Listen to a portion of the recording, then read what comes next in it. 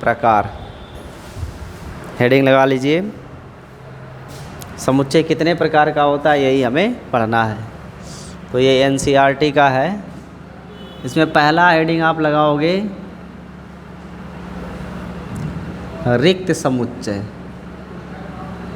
रिक्त समुच्चय, empty set.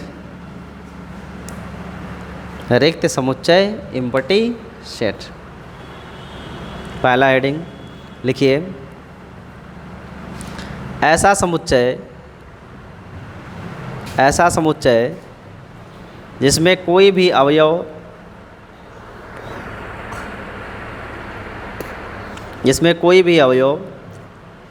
ना हो। ऐसा समुच्चय जिसमें कोई भी अवयव ना हो, कामा रिक्त समुच्चय कहलाता है। ऐसा समुच्चय जिसमें कोई भी अवयव ना हो, रिक्त समुच्चय कहलाता है। ठीक है, इसे फाई से व्यक्त करते हैं। इसे फाई से व्यक्त करते हैं। फाई, ऐसे फाई से व्यक्त करते हैं।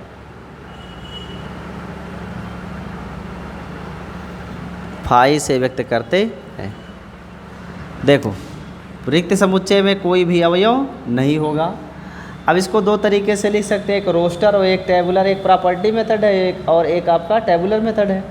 तो अगर हम प्रॉपर्टी मेथड से लिखेंगे तो ऐसे एक उदाहरण दे सकते हैं हम आपको कि यक्स सच दैट यक्स 2 से बड़ी 2 से छोटी, वैसे बड़ी भी लिख सकते हैं, 2 से बड़ी सम अभाज्य संख्या, सम अभाज्य संख्या है। अगर तालिका विधि में देखो तो तालिका विधि में हम क्या करते हैं, ब्रैकेट के अंदर जो है अवयव लिखते हैं। अब चूंकि ये रिक्त समुच्चय तो उसके अंदर कोई अवयव नहीं लिखेंगे, ऐसे खाली रहेगा। लेकिन जब गुण विधि में आप लिखोगे प्रॉपर्टी मेथड में तो ऐसे लिखा रहेगा। पर इसे आप पढ़ो कि यक्स एक अवयव है किसका, फाई का, लेकिन ये अवयव कैसा है, 2 से बड़ी सम अभाज्य संख्या है। अब आप एक बात बताओ, क्या 2 से बड़ी कोई सम अभाज्य संख्या हो सकती है? भाई सम हो और अभाज्य हो ऐसी केवल एक ही संख्या और वो है 2, और ये कह रहा है 2 से बड़ी। तो क्या 2 से बड़ी कोई सम अभाज्य संख्या मिल सकती है? नहीं मिल सकती है। इसलिए ये क्या है, एक रिक्त समुच्चय है। तो एक तालिका विधि में ऐसे लिखते हैं और गुण विधि में ऐसे लिखते हैं। तो आपको ऐसे कई उदाहरण मिल जाएंगे जिनमें आपको जांचना है कि जो लिखा है वह रिक्त है या नहीं है। जानकारी स्पष्ट है? इसके बाद दूसरा लिखिए, एकल समुच्चय। एकल समुच्चय, इसे बोलते हैं सिंगलटन सेट। सिंगलटन सेट, एकल समुच्चय।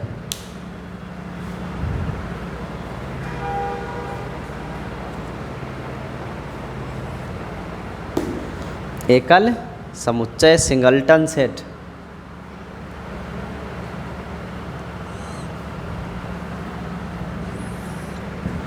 लिखिए, ऐसा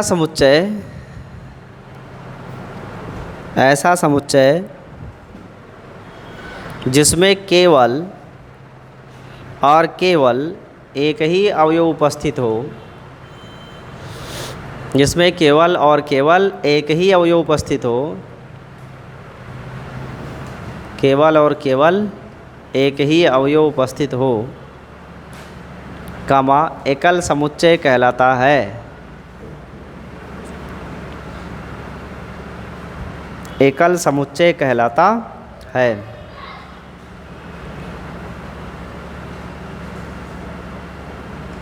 ठीक है, एकल समुच्चय का मतलब ही है केवल इसमें एक अवयव होगा। जैसे हमने एक उदाहरण लिखा, ऐसे लिखा ए, तो ये क्या है, एकल समुच्चय। क्यों? क्योंकि इस पूरे समुच्चय में एक ही अवयव है। तो ये तो तालिका विधि में चला गया।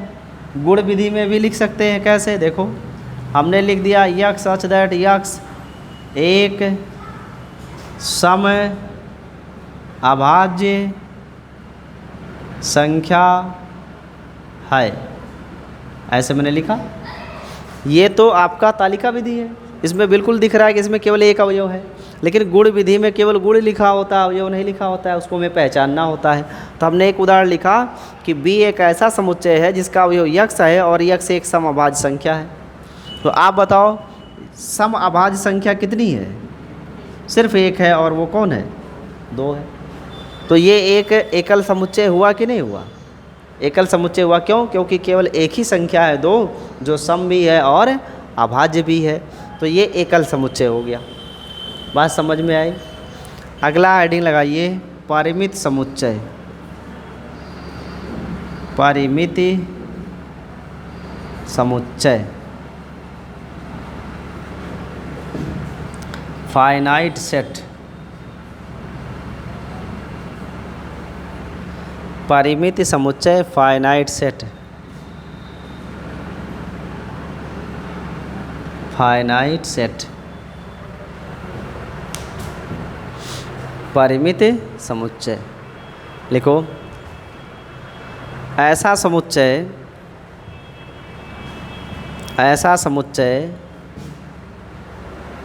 जिसके अवयवों की संख्या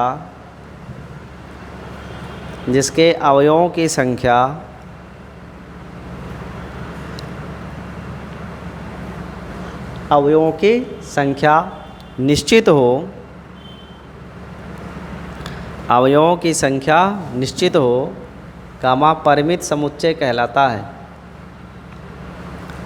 परिमित समुच्चय कहलाता है। अवयवों की संख्या निश्चित हो, कामा परिमित समुच्चय कहलाता है। जैसे हमने एक सेट लिखा AEIOU। इस समुच्चय को देखो तो इसमें निश्चित है कितने अवयव हैं? 5, और पाँचों के 5 अस्पष्ट हैं, तो इसलिए एक ऐसा समुच्चय है, परिमित है। इसमें हम गिन सकते हैं कि number of elements in set A is equal to 5। A में अवयवों की संख्या कितनी है? 5। हम ऐसे लिखें एक समुच्चय 1 2 3 4 5 6 7 8 9। इसमें कितने अवयव हैं? 9 अवयव हैं, हम गिन सकते हैं। तो ऐसे समुच्चय को क्या कहेंगे? परिमित कहेंगे। एक और लेते हैं उदाहरण। मान लो ऐसे 1 2 3 डॉट डॉट 99 और 100 लिखा हुआ है, तो ये परिमित है कि नहीं? परिमित है कि नहीं? इसका प्रारंभिक अवयव भी मालूम है और अंतिम अवयव भी मालूम है, और हम यह भी कह सकते हैं कि ऐसे 100 अंक यहाँ पे हैं। तो इसमें अवयवों की संख्या क्या है? निश्चित है, 100 है, इसलिए ये कैसा समुच्चय है? परिमित है। ठीक है। तो परिमित समुच्चय वो होता है जिसके अवयवों की संख्या निश्चित हो। नोट किया जाए।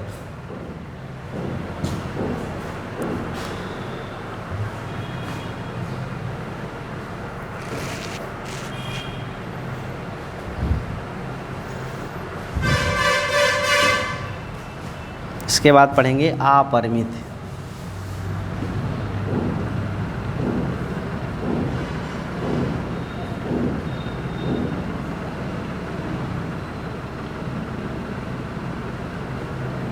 Infinite set.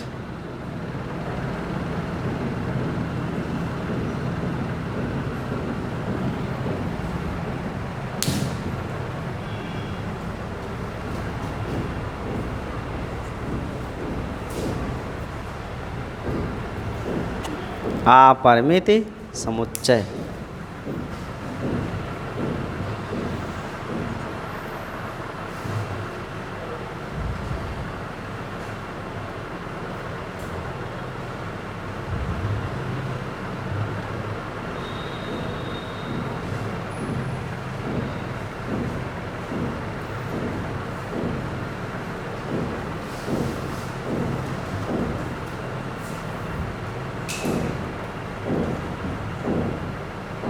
लिखिए, ऐसा समुच्चय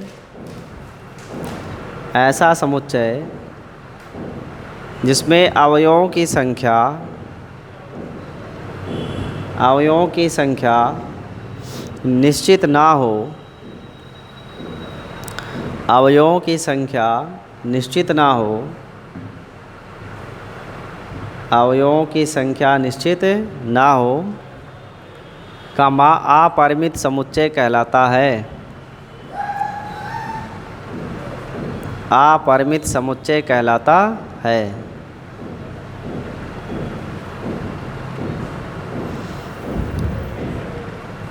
ऐसा समुच्चय जिसमें अवयवों की संख्या निश्चित ना हो अपरिमित समुच्चय कहलाता है।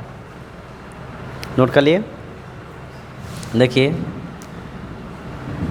मान लीजिए जैसे सेट ऑफ नेचुरल नंबर है 1 2 3 4 5 डॉट डॉट डॉट, ऐसे बहुत सारे नेचुरल नंबर्स हैं। तो इसमें हम बता सकते हैं कि लास्ट अवयव क्या है? नहीं बता सकते। इसका अंतिम अवयव क्या है हम निश्चित नहीं कर सकते, इसलिए ये क्या है? अपरिमित समुच्चय है। हम सम संख्याओं का समुच्चय ले लें, जैसे 2 4 6 8 डॉट डॉट इन्फिनिट, ये भी क्या है? अपरिमित। विषम संख्याओं का समुच्चय ले लो, 1 3 5 7 डॉट डॉट, ये भी क्या है? इन्फिनिट। ऋण के लिए लिखोगे ऋण 1 ऋण 2 ऋण 3 ऋण 4, ऐसे डॉट डॉट ऋण इन्फिनिट, कितने हैं नहीं मालूम। तो ये सभी ऐसे समुच्चय हैं जिनके अवयवों की संख्या हम निश्चित नहीं कर पा रहे हैं, इसलिए ये सब क्या हैं? अपरिमित समुच्चय हैं। इसे ये टेबुलर फॉर्म में मैंने बताया, तालिका विधि में, गुण विधि में ये हो सकता है। कैसे? देखो, मान लो एक समुच्चय है x such that x is equal to n by n square plus 1 and for all n is element of natural number. इसे देखो तो ये गुण विधि में लिखा हुआ है, यह अपरिमित है या परिमित है? तो इसका उत्तर है ये क्या है? अपरिमित है। क्यों? क्योंकि जो n का मान यहाँ लिखोगे वो कोई एक प्राकृतिक संख्या होनी चाहिए, और प्राकृतिक संख्या तो अनगिनत है, तो बहुत सारे मान रख सकते हैं। तो जब प्राकृतिक संख्या के ही इनफाइनाइट वैल्यू है तो स्मॉल n के भी इनफाइनाइट वैल्यू होंगे, और जब इनफाइनाइट वैल्यू यहाँ रखोगे तो x के भी क्या आएंगे? इनफाइनाइट वैल्यू आएंगे। तो ये पूरा का पूरा समुच्चय क्या है? अपरिमित समुच्चय है कि नहीं?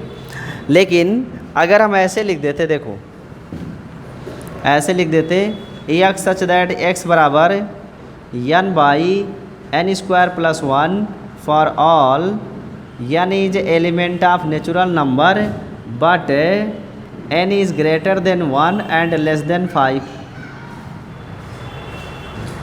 अब बताओ क्या ये अपरिमित रह गया? नहीं, ये परिमित हो गया। क्यों?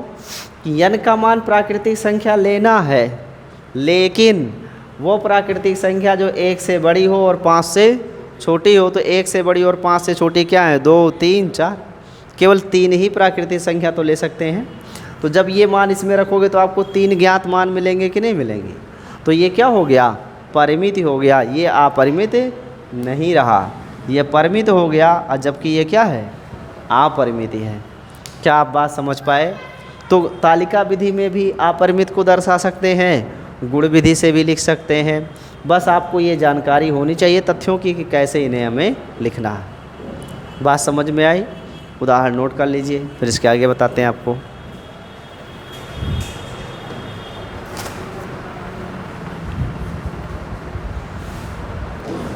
समान समुच्चय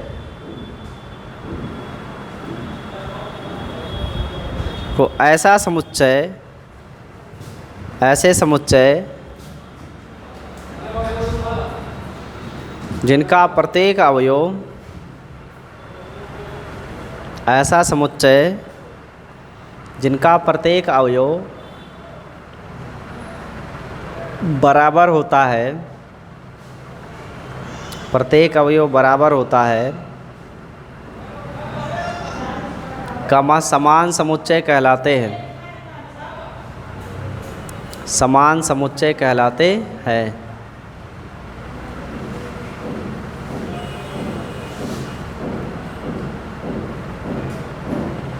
ठीक है? तो समान का मतलब है, जैसे उदाहरण से समझो, मान लो हमने एक समुच्चय लिखा और वो लिखा 1 2 3 4 5, और एक समुच्चय भी मैंने लिख दिया 3 2 1 4 5 ऐसे। तो ये दोनों समुच्चय क्या हैं? समान है। क्यों? क्योंकि जो जो अवयव ए में है वही वही अवयव बी में है, तो ए बराबर क्या है? बी। तो ऐसे समुच्चय जिनके अवयव क्या होते हैं? समान, उन्हें कहते हैं समान समुच्चय। अगला हेडिंग लगा लो, असमान समुच्चय।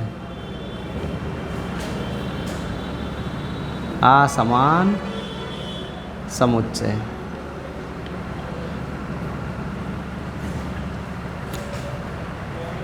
Unequal set. असमान समुच्चय अनइक्वल सेट।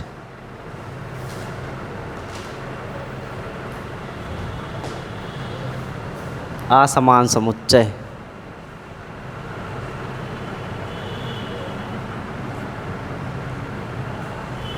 लगी हेडिंग? लिखिए, ऐसे समुच्चय जिनके अवयव समान नहीं होते हैं, ऐसे समुच्चय जिनके अवयव समान नहीं होते हैं, जिनके अवयव समान नहीं होते हैं, कामा असमान समुच्चय कहलाते हैं। असमान समुच्चय कहलाते हैं। असमान समुच्चय कहलाते हैं। देखिए, मान लो एक सेट है हमारे पास, वो है ए ई आई ओ यू, और एक सेट है 1 2 3 4 5। क्या इन दोनों में कोई अवयव समान है?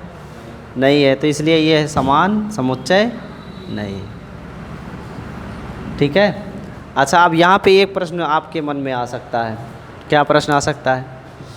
कि भाई ए और बी में कोई अवयव समान नहीं है, इसलिए ये असमान है। अगर मान लो ए और बी में एक दो अवयव मिल जाए तो उसे क्या कहेंगे?